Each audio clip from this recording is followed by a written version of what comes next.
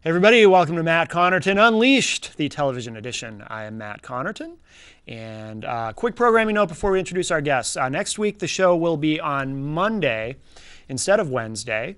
I don't want to say exactly why that is. Most of you can figure it out, but you know, in these politically correct times, of course, let's say hypothetically, for example, we were talking about Christmas. Some people prefer that you say, you know, happy holidays and whatnot, so as not to offend anyone who's not into the Christmas thing. And you know, I've also been thinking about it, and in deference to our Jehovah's Witness friends who don't like any holidays, I think we should just not acknowledge it at all. So I won't say why the show is on a different day next week, but you can figure it out. So Monday live next week here for Matt Connarton Unleashed, and the show will be up that night as well for whatever special thing it is about next week. And we have with us this week on the show, first the Honorable Jen Coffey. Thank you for having me on, and happy Hanukkah.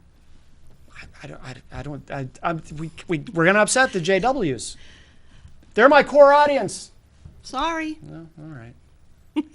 Happy Hanukkah. And we have with us, of course, returning the Honorable George Lambert. Thank you for having me again, sir. You're of course, a friend of the show now. I know. Yes. You've been on many times. This is your first time on Unleashed. Yes, it is. You've been on Rock, Paper, Hand Grenades several times. So it's nice to see you again. Welcome. Very nice to be here.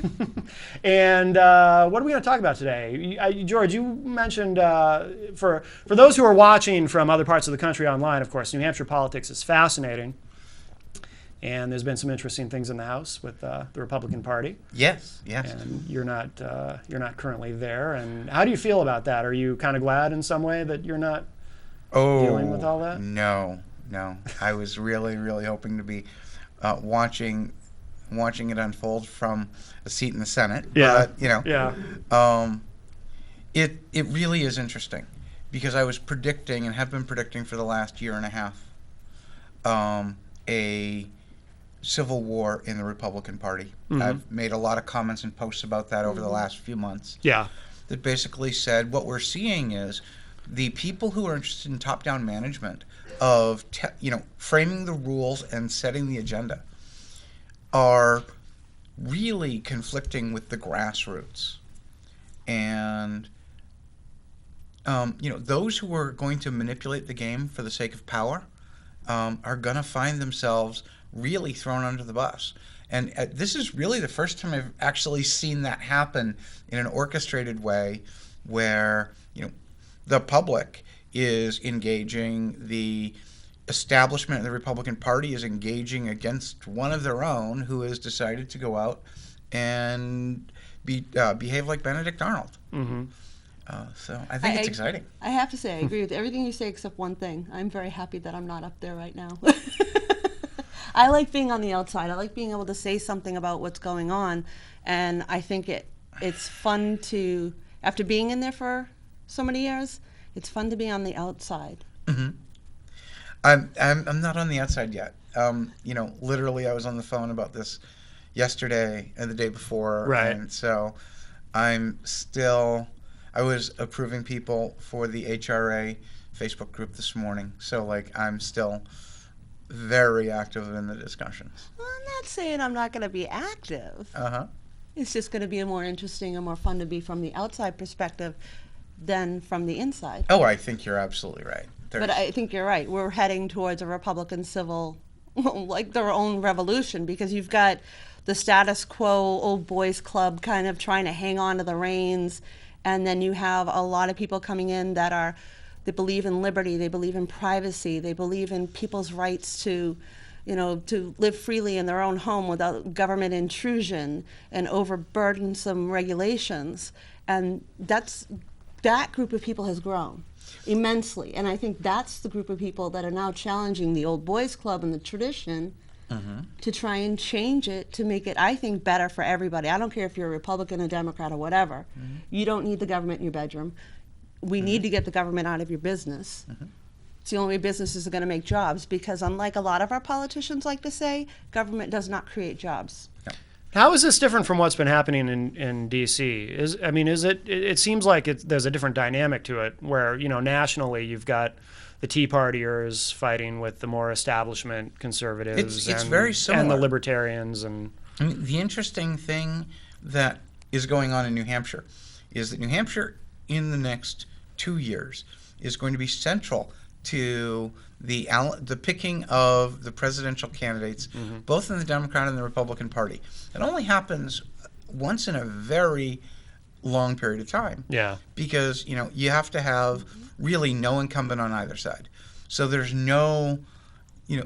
nobody to actually to fight for it's my turn. Right. Okay? Which means it's going to be a heads-up contest in both the Democrat and Republican tickets in the primary.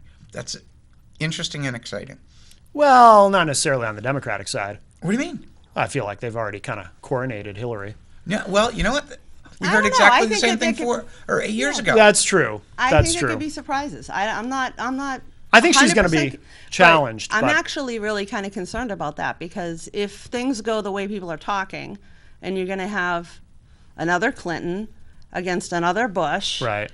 And the political I'm not dynasties. for political dynasties. Right. Exactly. Right. You took the words right out of my mouth. Yeah. And that's what we could be looking at again. If it's Jeb Bush, well, we got, a third Bush in there. And if it's Hillary, there's another Clinton in there. And I would like to see a fresh face with new ideas that actually pays attention to what people are saying instead of how much money they're getting sent in the mail.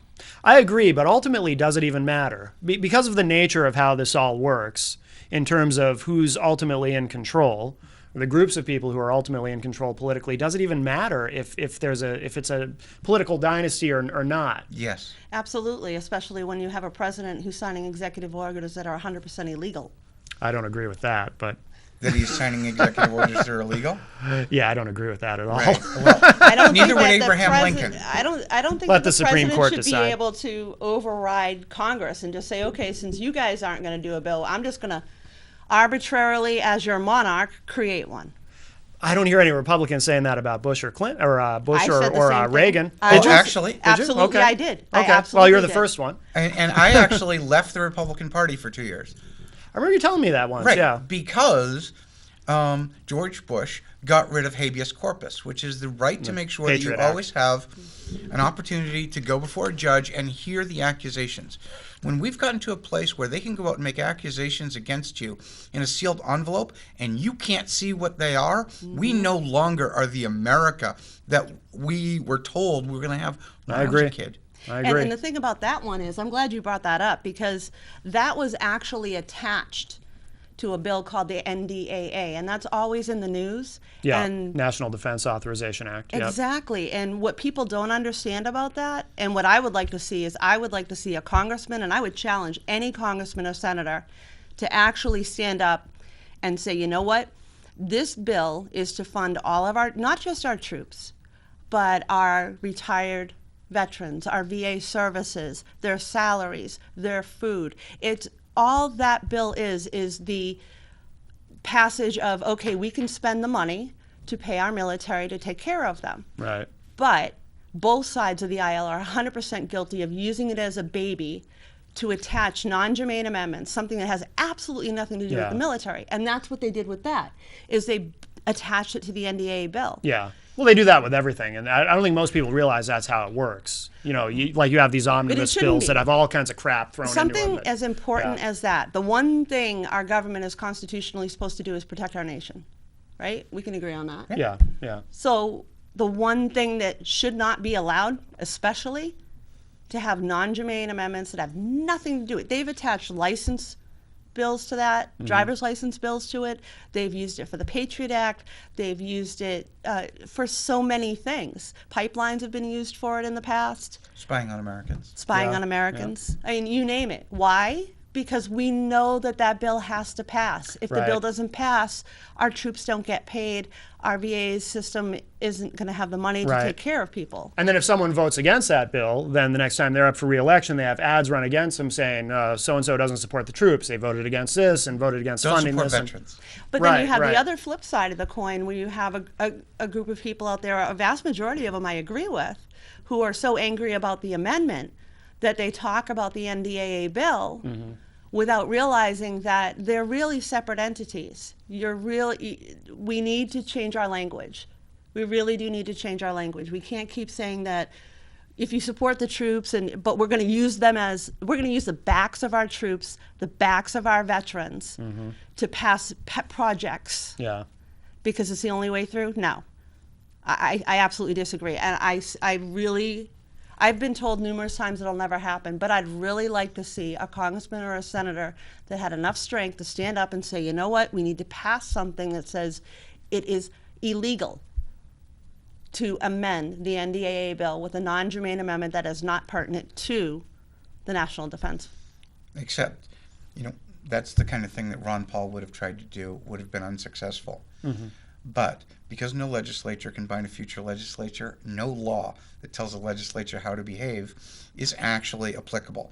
We had a situation in New Hampshire where they passed the Business Enterprise and Business Profits Tax, which actually put a rule in that says you need 2/3 vote in the House to actually increase the tax. And when it came to the next session and they wanted to increase the tax, they actually just deleted the line out of the current language, getting rid of the requirement for 2/3, and then just adopted the increase. Right. Well, maybe what it takes is enough people out there that are educated to rise up, and you get enough congressmen or at least one that's willing to be the first one to stand up and say what we're doing now is wrong. Yeah. And galvanize people behind it. Then maybe we can shut that down. So maybe we can't bind their hands, but if we can wake up the American public to realize how important this issue is. I used to hear presidents too advocate, and I don't think I've ever heard Obama speak about it. I think the last president I heard really speak about it was George H.W. Bush, the line item veto. Give the president a line item veto so then he can strike some of that stuff out of the bill. Which sounds really great. Yeah. Until you start thinking about the unintended consequences that come from that, which is that there's favoritism for his friends. Right. And the compromises that get put into a bill get lost in the shuffle. Yeah. And so what you end up with is a real challenge to power and authority. It's my opinion that the best platform Republican president we have had in my lifetime is a guy named Bill Clinton. When you look at the Republican values and you say, we want less government and this and that, we want to get the government out of your life. Yeah. Bill Clinton was the best Republican we've had. But it wasn't because Bill Clinton was a great Republican. It was because we had a great House and Senate and compromise going on between both sides that actually brought conservative values to businesses. We reduced taxation. Yeah. We actually created jobs, and it was a win-win. Well, in his book, Alan Greenspan actually referred to Bill Clinton as the best Republican president he ever worked for as Fed chairman because his fiscal policy was pretty responsible. Actually, Greg Moore, he's been on the show, and he talked about how Clinton was really the last fiscally conservative president because then in came W, and he was no fiscal conservative by any stretch. It's funny. I'm a Republican.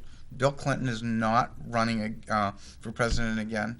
Although in a sense he might be. Although ideally, I'm no longer. Are you concerned about warmongering? I mean, pick one. Clinton was in wars. Bush was in wars. Obama's in. Every president just keeps getting into more and more war. Oh, we're a war economy. My son is 21 years old. His entire life, we've been at war. Oh yeah. Oh yeah. So I will say one thing about Clinton. My last trip to D.C., I got stuck on the highway because there was something happening at the Pentagon, and my taxi driver says, I really miss the Clinton days. It was so much easier.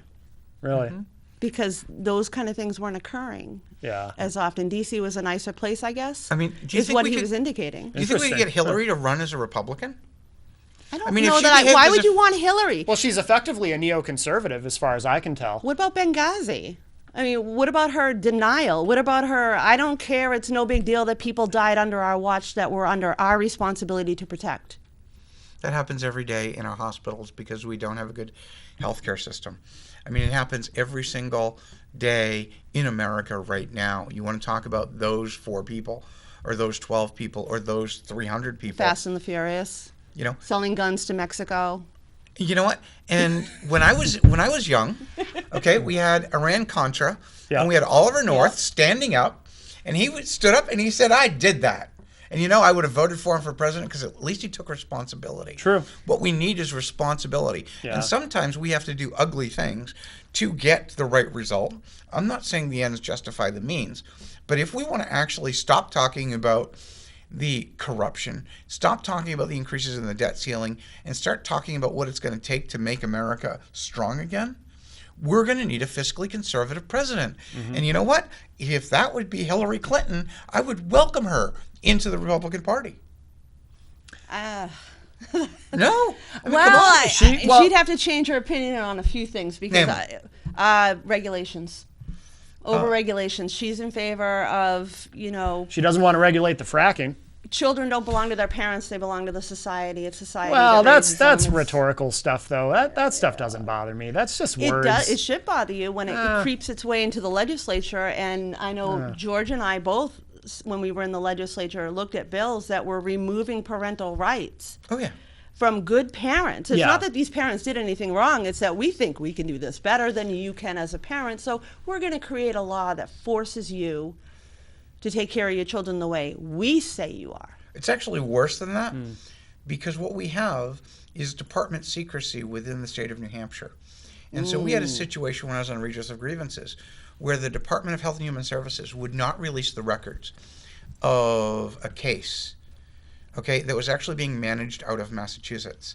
And when the case was transferred back to Massachusetts, the people in New Hampshire who were in the legislature who wanted to know what was going on got a full copy of the records. Because when they crossed the state line, Massachusetts doesn't hide any of that. But the bad behavior of our departments was actually obvious when we got the records. And that's why it ended up before redress of grievances. They had somebody make a decision that it was fine for these two young children to actually live in a house as custodial parents because the actual parents couldn't take care of them. Yeah. So they were like foster parents, right? Yeah. But when they went to adopt these children who had lived with them for 4 years, the family didn't qualify to adopt them. How do you not qualify for an adoption? Not enough money? Actually, they had a whole list of reasons, but what it looked like is that the parents didn't get along with somebody who worked for DHHS in the investigation process, and they got blackballed. Yeah. And when you start looking at that, you say, the problems of Washington are also the problems of New Hampshire. They're also the problems of our communities. Right. And where we need to start is actually here. We need to start in Manchester. We need to start in Litchfield.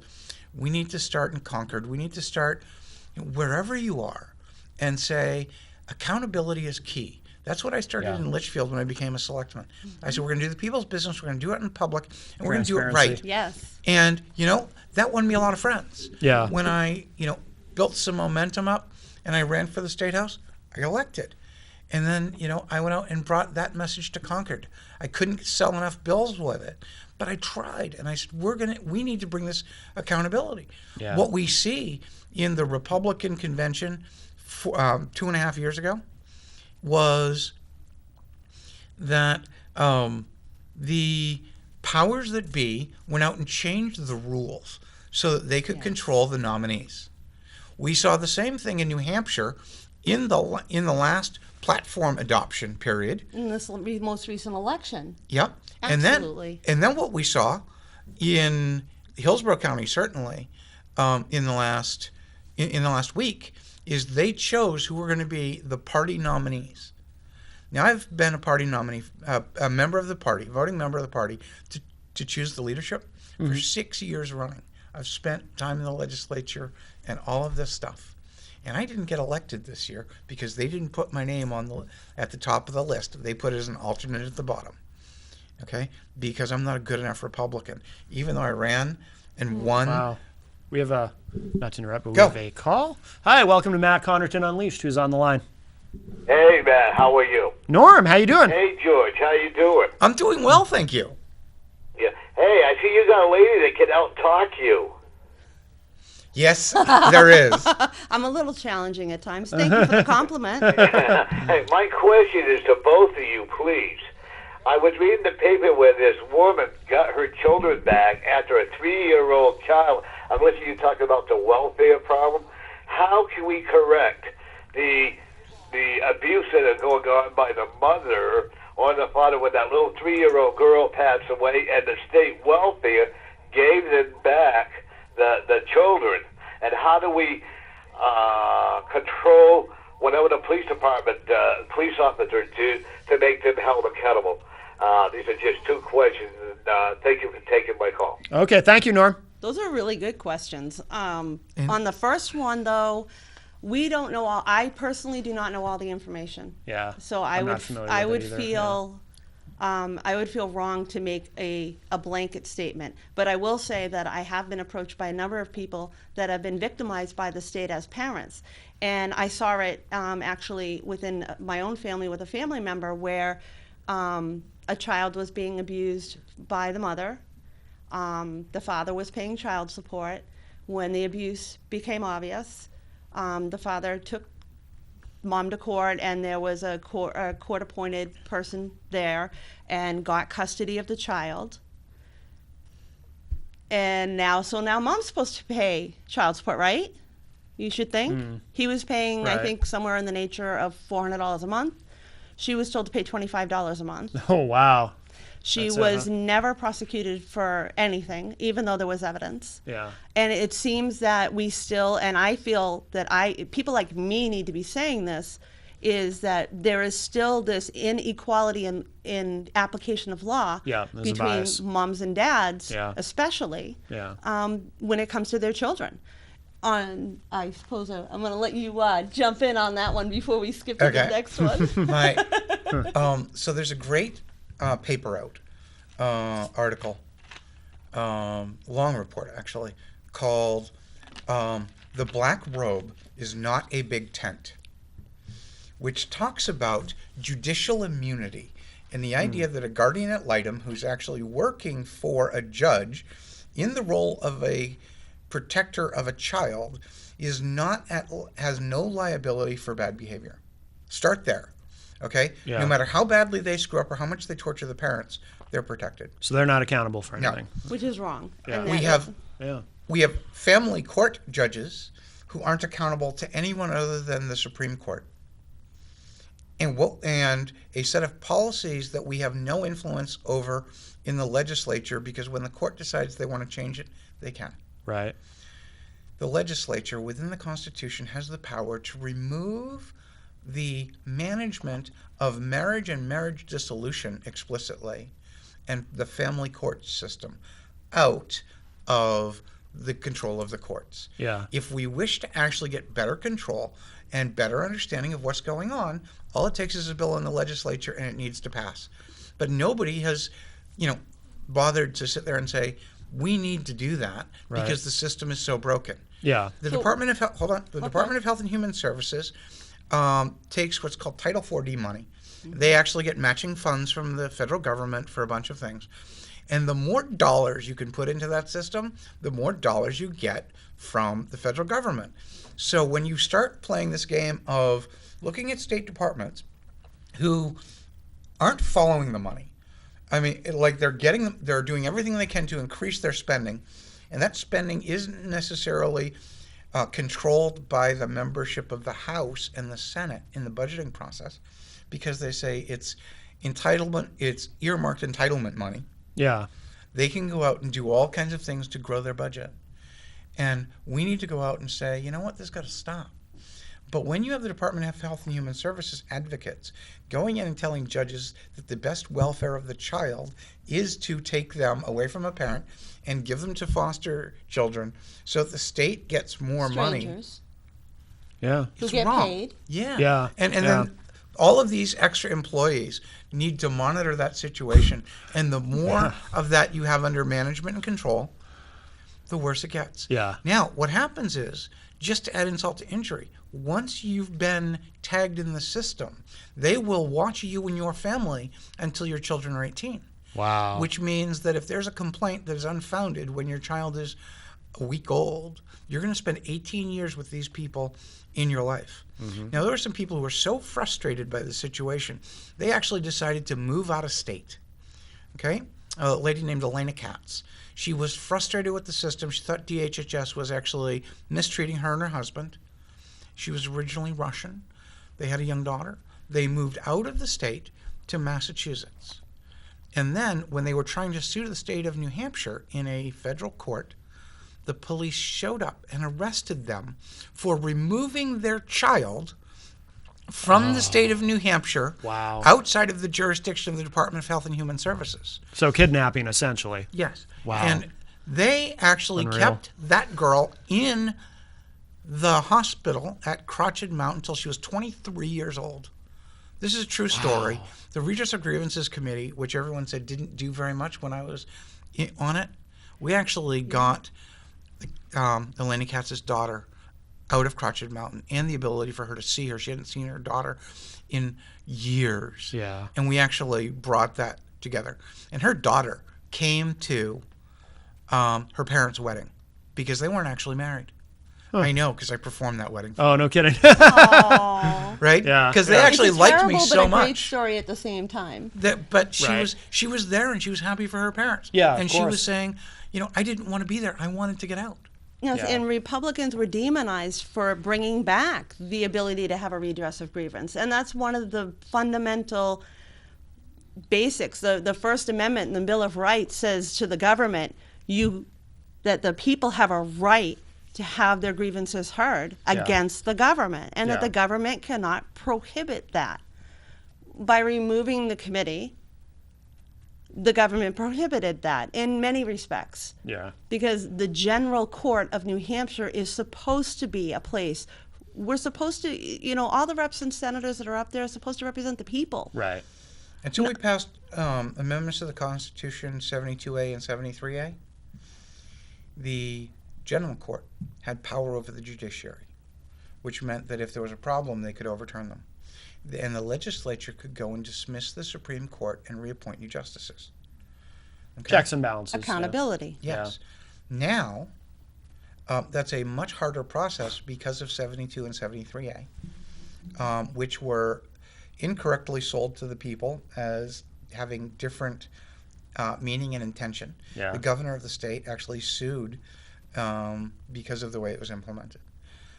It's ugly. But what happens is now the judiciary has an enormous amount of power spread over a very small number of people who are overworked and underpaid. And the system is not working anymore. Now, if the legislature actually went out and had the testosterone, if it were, Estrogen? and that, and the You mean if they had enough truth, honesty, and integrity? if Yeah, they had that'd be enough nice. intestinal fortitude to go out and actually say, we're going to dismiss the Supreme Court and everything below them and reappoint from the ground up. When they would dismiss, the governor would reappoint. You would end up with a judiciary that was more responsible. Mm-hmm. If they were to actually extend that and make it so that we elect judges rather than appoint them, Yeah. that would be good.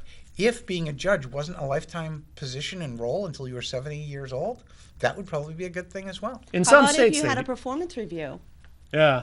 They're doing a job. Right. Exactly. They're being paid by the state to do this job.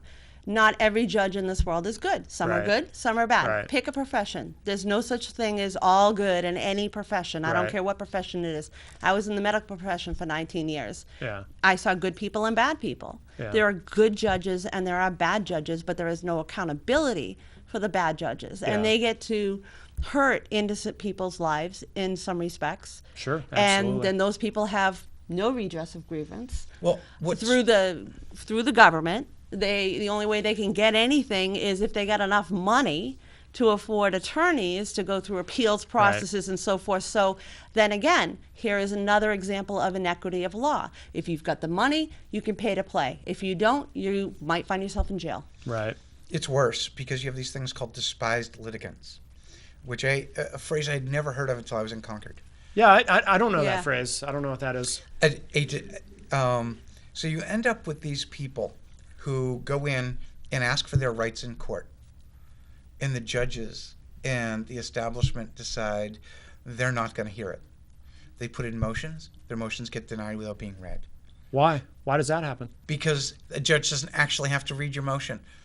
You can submit it. Yeah. And he didn't have to read it. I submitted a 15-page motion to a judge in Merrimack the other day for a case. Okay? He was sitting right there. He didn't read it, and he ruled on my case. He ruled me guilty. That's it. Wow. Didn't read the motion. Doesn't have to look at the evidence. That's incredible. Yeah. Presented. So actually what I did is I actually knew I was going to lose, which is a great place to start. Right.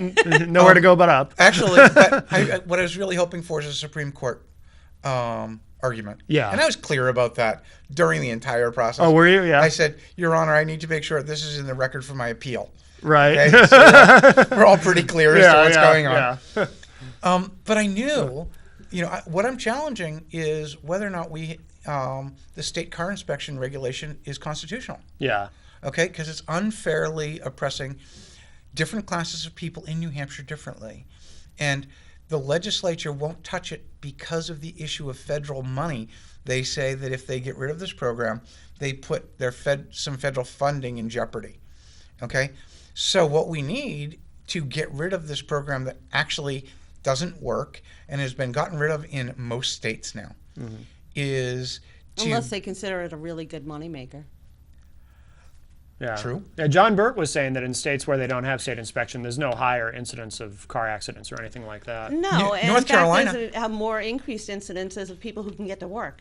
Right. North Carolina actually did an entire study on it. Yeah. And said it has zero impact. Wow. It's only revenue generation for the auto industry and for the state. Of course, Okay. it's sold to you on safety. Right. It's about, we don't want an unsafe car on the road. Right.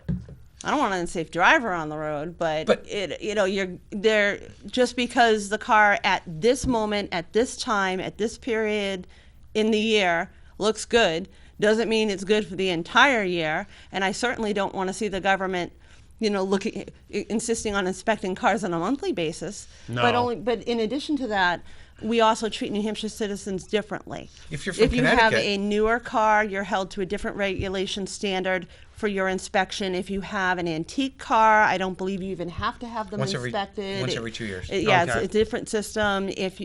There are different levels of Scrutiny. exactly. So what you're creating is classism. If you have this type of vehicle, then you're in this class, and you're treated this way. So you're only getting an inspection every 2 years. But if you're in this class, you have to do it every year, or you can't go to work.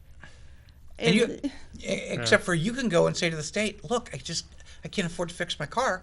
And if the Department of Safety gives you a blessing, then you don't have to get your car inspected. Quite literally. They can exists? They can give you it's a waiver. Oh, I didn't know that. There's a waiver program. It's once per automobile.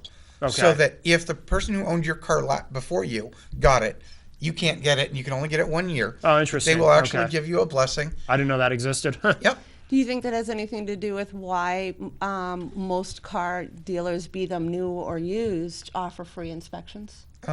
Yes, because if you fail the inspection, then you have to either pay to get it repaired, which sometimes can be thousands of dollars. Right.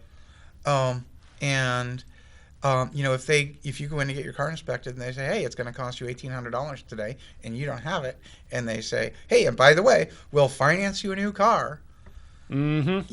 Yep. There's an interesting option. Now, the Auto Dealers Association of New Hampshire went out and sent a questionnaire out to state senators this year. And one of the questions on the first page is, would you repeal auto inspections? You know, the New Hampshire Auto Dealers Association has done a lot of good work. I I like a agree. lot of what they do. But it's probably the one issue that I now have more of an issue with that I've realized. I didn't realize how much of it was classism until I really looked at it. Do you know who? One of the guys I have most respect in the House fought me on this bill, and I just wanted to go, who are you? Okay? It's like an alien abduction.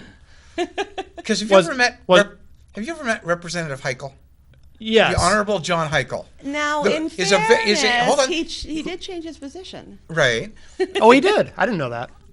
But Because I remember Gary talking about this same thing once and Yeah. questioning, John's, stance on the issue because John obviously is a mechanic. a vested and- interest. Well, And we love Uptown Auto. And We do. he was We he sent was business there also this very week. Yes. concerned about safety on the roads, and I'm Yes. an EMT, so I could understand his position. And he and I both voted originally against repeal. Yeah. Oh, okay. Absolutely. Yeah. And then we learned more. Yeah. And the more you learn, the more acknowledged you are, and the more people come to you and explain things more. Because I always loved listening to people. I didn't care who they were. They Right. had good info to offer. Yeah. And that's when I learned more that this different system, not everybody's getting treated the same. And Right. you know what? It doesn't make any sense to me, too. If it's a safety issue, if that's what we're talking about, why do we put more regulation on newer vehicles than older vehicles? What is more prone to have things break or not have brakes or have an issue with their exhaust is going to be an older vehicle, not a 2010 or a 2012 or even a Is 2008. that the emissions aspect of it? It's The not newer- just emissions. It's not It's just not emissions, really? it's the whole Okay. aspect. It's the whole aspect. So I never of it. really thought about that Do you know? part of it. Do you know if you have an oxygen sensor in your car that is beginning to fail, and you get a check engine light, which has nothing to do with safety on your car, has nothing to do with emissions, okay? Yeah. It will affect your gas mileage in a negative Sure. way. Sure. You can't get your car inspected because you have a check engine light on. Yeah. I You know. get an ODB. You get an ODB2 failure, Yeah. and then you're stuck. Right. Right. Okay. Now, if you drive a car from Florida, there's no inspection requirement. If you drive from Connecticut, there's no inspection requirement. Pennsylvania, no inspection requirement. They just get rid of it. Massachusetts every 2 years. Yeah. You know- Let's. We got a call. Let's grab this. Hi. Welcome to Matt Connarton Unleashed. Who's this? This is Norm again. I'm waiting for an answer on how can we. We got to get to your other hold the question. police accountable at the Attorney General's office. Okay. All right. We're With gonna get to that next. They're avoiding my question. No. They're not avoiding they're it. not avoiding it at all. They just have a lot to say. Thanks, Norm. How do we hold police accountable? We don't allow them to police themselves. Anytime there's an incident involving a police officer, it's investigated by the police, and The system protects one of its own. There are generally. amazing police officers out there. Yeah. But then you see a video of someone being choked to Yeah. death, Murdered on the street. camera, effectively. Yeah. Exactly. I don't care if that person was totally awful, completely bad person. Right. Nobody should be choked to death on the side of the road by a police officer under the color of law in the United States of America. Those are the kind of things we hear about in communist countries, not here. And when we see something like that occur and there's no accountability and it's wiped under the carpet, we have a serious issue, Oh, a very absolutely. serious issue. Absolutely. A person died and it doesn't matter. Well, let me hop on Norm's issue as much as I love this one. I think we did actually try to answer his question when we talked about this idea that the police can't enforce judicial orders because it's two Right. different departments. And so the Attorney General can't go out and tell the police departments to go enforce a court order. You have to go back to court to fix that. Yeah. And so the abuses in the system are about who regulates and who has authority. When you ask the police to go and enforce a child custody order, when you ask them to go and remove a child from a home because they're at risk, unless they actually have court authority to go do that, they're without jurisdiction. Yeah. And so the issue is about jurisdiction, not about the police not wanting to do it, because they probably do. It's a real struggle, and a lot of people, have to go back to court, and there's no pressure, there's no motivation that you can apply in those situations to either the court or to the other parent. You can't withhold child support because if you do, they'll threaten to put you in jail, and then they'll do that. Yeah. They'll hold you in contempt. The system is problematic that way. But I wanted to get to Norm's question. Yeah. On gens, we had an issue where there was a videotape of a police officer slamming someone's head into a wall while they were in custody. While they were cuffed. Yeah. Yep. Yeah. Now that's but that happens in California, right? That would never happen in New Hampshire, Right? except for it was a New Hampshire video. Exactly. It happened on our watch. But it's the one case recently that the judge actually did say the charges could go forward and the police officer was fired. So there was accountability in that one particular case. Yeah, sometimes it. We have a follow-up issue, which is we just had a state police officer get arrested for DWI, but the paperwork got lost. It didn't make the newspaper. That's the system protecting its own. Yeah, we have another call. Hi, welcome to Matt Connarton Unleashed. Who's this? I'm back again. No, Back George, again. you did not answer my question. Let me try. I am asking, how do we hold the police that have shot people here in Manchester, have beaten people up here in Manchester and in other parts of our state, and the Attorney General's office is clearing them? How do we get a bunch of bystanders or some people to hold the police accountable and not the Attorney General's office, because they're very biased? Well, But wait a minute. I think you're 100% right on that. And what you touched on is the fact Thanks, that Norm. the best way to do that is to have an oversight committee that works outside of the police department, that's made up of citizens as well as advocates, perhaps from different groups. Right. That when there is a complaint, it's looked at from an outside agency. Right. It's not policing your own. Right. The police shouldn't police the police. Right? Yeah. There's a bill before the House this upcoming session, I believe. I've been told it was submitted to allow for a group of citizens to file a criminal complaint rather than just the county attorney or the state attorney general's office. Okay. Now, the state attorney general's office can always dismiss a criminal case. They have the power to do that. Yeah. Okay. But what we need is an elected rather than appointed attorney general. We need to make sure that the Attorney General's office is held to a higher standard. And accountable to the people. Right. If you go and ask them questions, they don't have to answer it. They can say it's under investigation and don't have to answer to anyone, Right. literally anyone. Yeah. The Attorney General's office told state departments that they did not have to answer to the legislature. Okay? The State Attorney General's office at the moment reports only to the governor and to no one else. It represents the executive departments. Yeah. And when there's a conflict of interest between the state and the public, the Attorney General's office represents the state, even though they are required constitutionally and by statute to take the side of the people. They don't. When the Attorney General is appointed, so the governor appoints the Attorney General, Yes. correct? And then is there, do they have to be, sorry, I've lost Reappointed? the word. No, do they have to be confirmed? That's the word I was looking for, by the legislature, or are they No, simply appointed? absolutely not. Really? So they're No. just appointed and that's it? Well, Wow. it's the governor and executive council. Okay. So And- 6 people decide. Okay. In the entire state of New Hampshire, for all over 1 million people, 6 people decide Wow. who is going to be the highest ranking officer in the state. Yeah.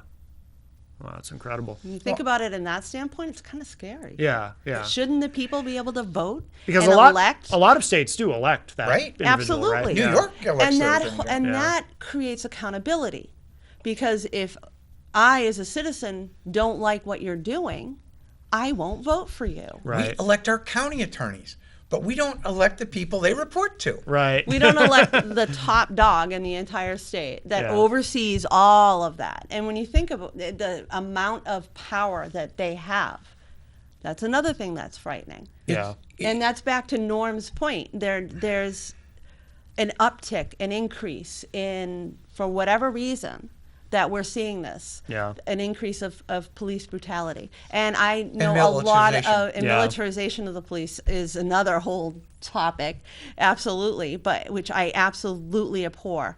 And as a first responder, I know I've talked to some police officers who they see these stories and they're horrified. Mm-hmm. That's not, I know in the town of Andover, my chief is a wonderful chief, and he wants the people to come to him, to talk to him, and he's a positive influence in the environment. Kids will go talk to him. How many kids will go up and talk to a police officer? My But- kids do. But and that's rare. Yeah.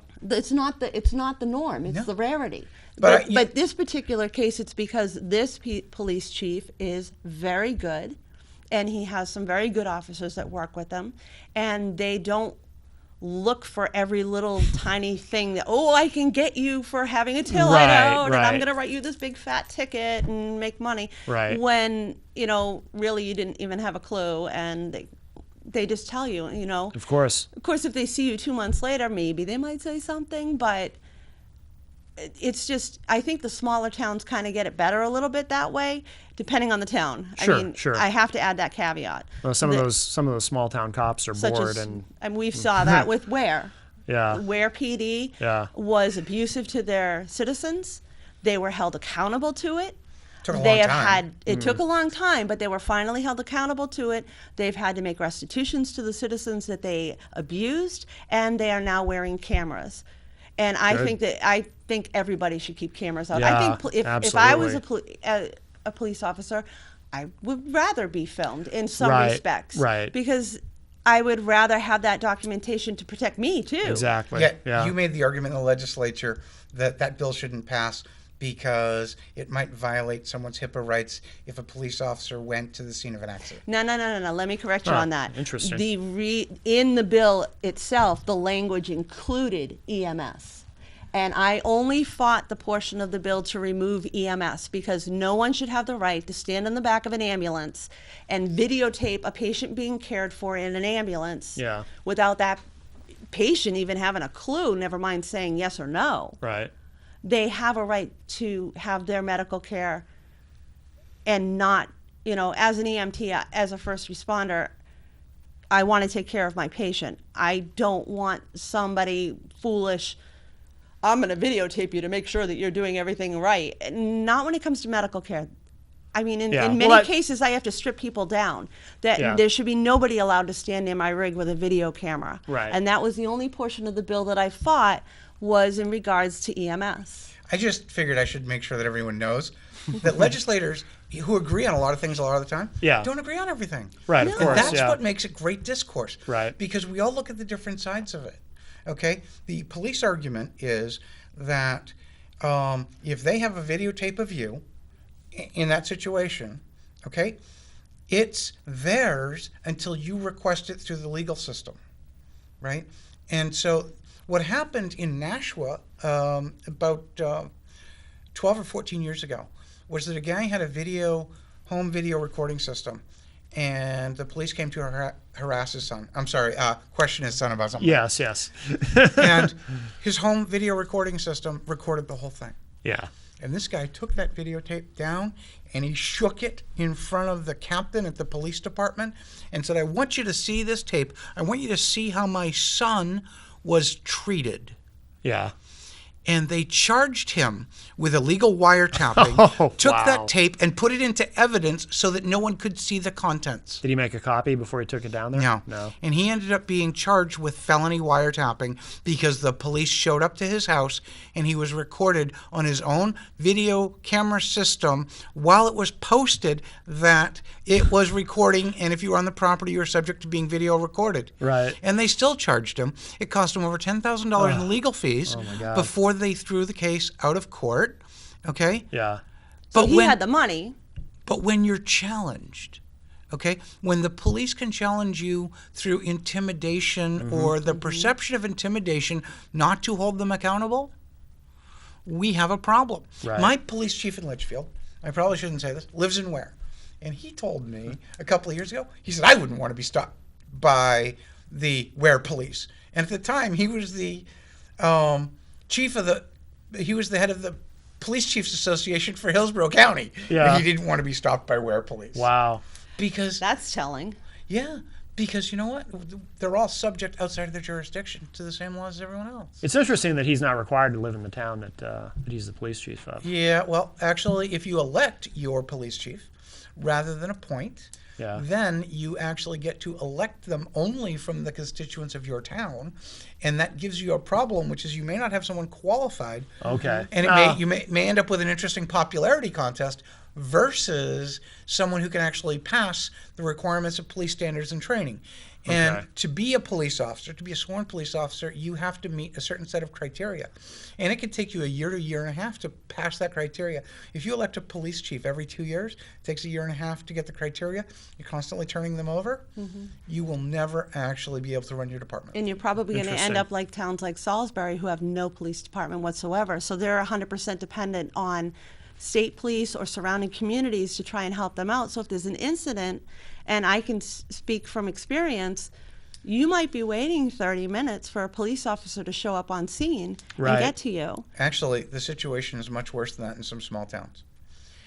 If you have arrested someone in your town overnight for DWI at 2 o'clock in the morning, and you have one police officer on duty, and you've now put that person in jail because you arrested them, and they have not made bail. If there is someone robbing your house, well, that police officer is taking care of that person there. Right. When you call 911, nobody's showing up. Yeah. And that happens. Okay? Like, literally. I 911's wouldn't a say joke in your nobody's town. showing up. It's No. just going to take them a really long time to get there Right, because it yeah, depends on whether yeah. they're using mutual aid from surrounding communities or they're waiting for state PD to When show seconds up. count, you're waiting a few hours. Hours. Exactly. And that Yeah. actually happened in Litchfield early on in my role as a selectman. We actually had, my recollection is 2 nights a week, and we never posted which nights, Yeah. that there was no overnight police coverage. Oh my God. We didn't have enough police officers to do it, and we didn't have enough money. Yeah. And the town finally decided that they wanted to pay for it. Yeah. But when the town decided they didn't want to pay for it, what do? You know, That's Right. what happened in Andover. There are nights that there are no overnight police officers. Yeah. Wow. And it happens in a lot more communities than people realize. I'm sure, yeah. And if someone's breaking into your house, I hope you're practicing your own self-defense because no one's going to get there in time to save your life. Right. They'll get there to fill out a report and look for evidence of who did it. Yeah. Absolutely. Okay, before we run out of time, I want everybody to get their plugs in. You have a blog that you wanted to mention, Jen. I do have a blog. It's called jencoffee16.blogspot.com, but if you go to jencoffee.com, jencoffey.com, there's a link there. The blog is a personal story that I've been sharing for a little over a year now. I was diagnosed with breast cancer last year and went through treatment, and I'm cancer-free now. But unfortunately, I did end up with some rare side effects. So I've been sharing a lot of my story, and it feels good to share, but the best compliment I've ever received has been from other people who said, thank you for explaining that, or thank you for sharing that, because it's when you get diagnosed or you have something that's a life threat, sometimes the people around you act like you're kind of already 1 foot in the grave, so they say, and that can be damaging to you when you're trying to draw every strength that you have. Of course, yeah. And being able to share the information out there and being able to in a sense teach the limited number of people that are looking at me what are the side effects of tamoxifen, or why you can't use my left arm can't be used for an IV or a blood draw or a blood pressure because it could actually risk me. Yeah. Which for an ailment called lymphedema, which is basically just fluid that gets stuck in your arm. Yeah. And George, you're as much of a survivor as I am, and I think that when you're faced with some kind of a life threat like cancer, or in your case, like a heart attack, it changes your perspective in life. And for me personally, I love sharing everything that I'm learning because I'm learning so much from everybody else around me. Yeah. And from the people that contact me on the blog. It's actually probably going to turn into my next book. Yeah, With some certainly hope so. additional, Yeah. so there's a lot of additional stuff that's probably going to go into it, but I'm absolutely planning on publishing a second book in regards to that specific issue. And I was there your first day, and I was with you the entire process. I think, in terms of being part of your support, and I watched you go through some really amazing struggles, and was so proud of you the way you came out of it. It's thank going to be a you. fantastic book. Thank you. Thank you. Equally proud of you. Having being a healthcare provider, I actually took care of cardiac patients for most of my career.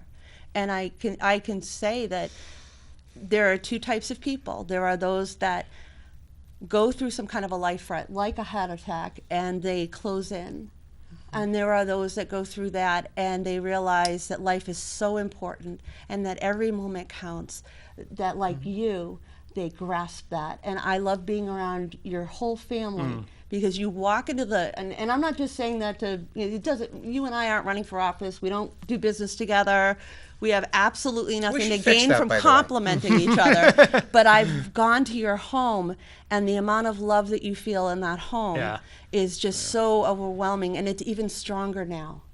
And I attribute that because you went through that experience, and I watched you go through that, and equally as proud of you to keep plugging, to keep pushing, and I see the results in what a wonderful marriage you have with Rhonda, and your children who are just amazingly intelligent and articulate and full of love. And I think that watching you survive I don't know if it's possible, but your house has more love than it ever had. And in the Lambert home, even when there's a power outage, Thanksgiving still happens. You joined us for Thanksgiving this year. Yes, absolutely. Absolutely. It was wonderful. I heard about that, and I ended up eating Burger King. I should have came to your house. They were open? I don't know if we have any time left. We got about a minute. What I find really scary is that we don't understand what happens to people after a major life crisis. Sure. And how it changes. I have been struggling with some of the side effects of having a very severe heart attack for an extended period of time. You knew me before. Yeah. You know that some of my higher end skills are not there. Yeah. And I have been I go out and people go, "How are you?" And I have always said, "I'm just fine." Yeah. Right? And most people don't see the struggle. Right. Well, that's one of the things that I admire about you, is because as a medical provider, I have a little bit more of an understanding of what your body went through and where you're at. And one of the biggest struggles can be to have, even for cancer patients, to have enough energy to do something. And to see I want to take my daughter to school today, to get up, to drive that car, to take that child to school and give her a kiss and say, "Have a good day." And even though I know it's not necessarily the easiest thing to do, to have the strength and the fortitude to say, "I'm going to do this," even though it means I'm going to go home and have to take a 2 or 3 hour nap while she's in school, because I've now tired myself. Simple things like that people don't realize. Sitting up is hard. Yeah. Takes a lot of energy. And every time I see you doing something that I know is hard, because I know what your body goes through, I'm more and more impressed. And I'm happy that you take the time out to listen to your body. And I think if I could say anything to anybody out there, listen to your body and pay attention. I know you listen to yours and you nap when you need to. Right, now right. he does. Hey. Now he does. There you now go. he does. Now Matt, he does. Thank you for having me on the show. Yes. Thank you for letting me be a friend of the show. Absolutely. Yes. George, of course, updated to friend of the show status. We might do that for you too. I haven't decided. I don't know. We'll have to think about it. It's You'll like have to there's go back guests a and then couple there's more friend times. of the show. It's a huge honor. Is it don't not? know. It's a huge I'm honor. waiting for my plaque, actually, but Well, we'll see about that. Where's your close-up, Mr. DeVille? All right, Jen Coffey, George Lambert, thank you both very much. Thank you Thank very you much. for watching. We'll talk at y'all later. Thanks, everybody.